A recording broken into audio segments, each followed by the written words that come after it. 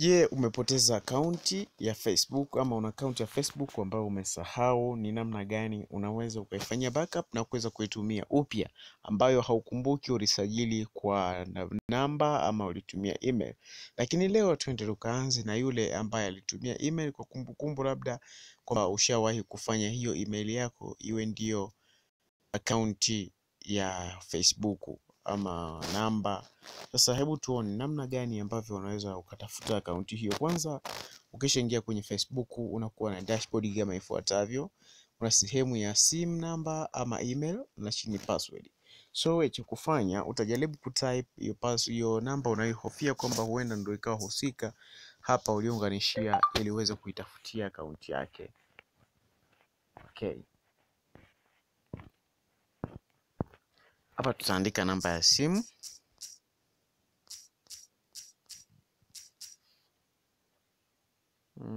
Tutakuja kukliki hapa forgetting your password.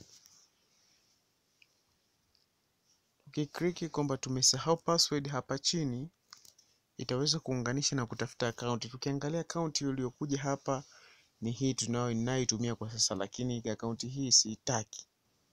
Labda nataka akaunti nyingine.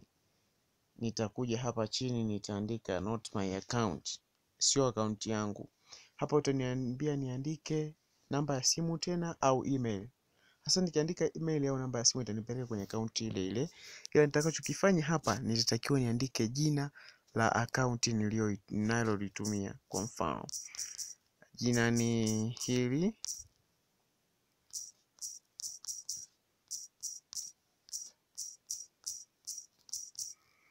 Okay, unaandika jina unalotumia kwenye hiyo akaunti husika, halafu unaweza kulisearch.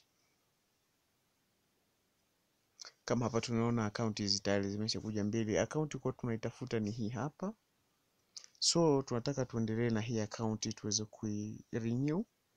Tutakuja hapa sehemu ya continue, halafu tutatuma email. Hapa inatuthibitishia kwamba email iliyoandikwa hapa ndio email ambayo tulitumia kwenye kusajili hii Facebook. So mpaka kufikia hapa kwamba kuna ujumbe utakaotumwa kwenda kwenye hiyo email iliyoandikwa hapa. So email hii ikishapokea huo ujumbe, ndipo utaweza kuja kulog in.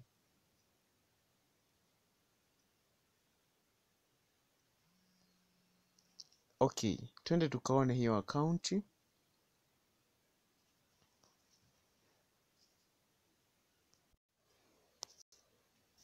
So baada ya kuisha kucontinue kwa ajili ya kuingiza hii akaunti, ni kwamba tutatoka hapa, tutaenda katika sehemu ya Gmail. Tukiingia kwenye file la Gmail, tutatakiwa tutafute huu msimbo ambao tumetumiwa na Facebook. Huu hapa. Tuna ukopi ambayo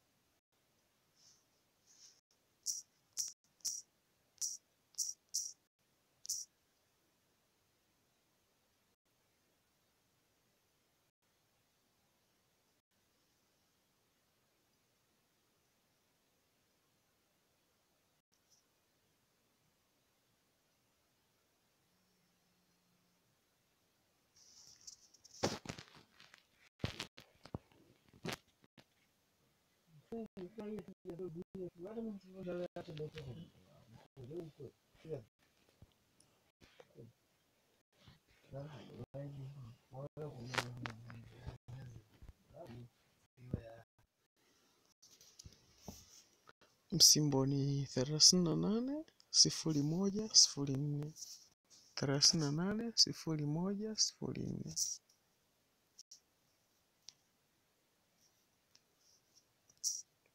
380104. Okay, continue, enter new password. Hapa utakuja utaseti password mpya. Utaandika password unayotaka wewe uitumie katika kulog in kwenye account yako.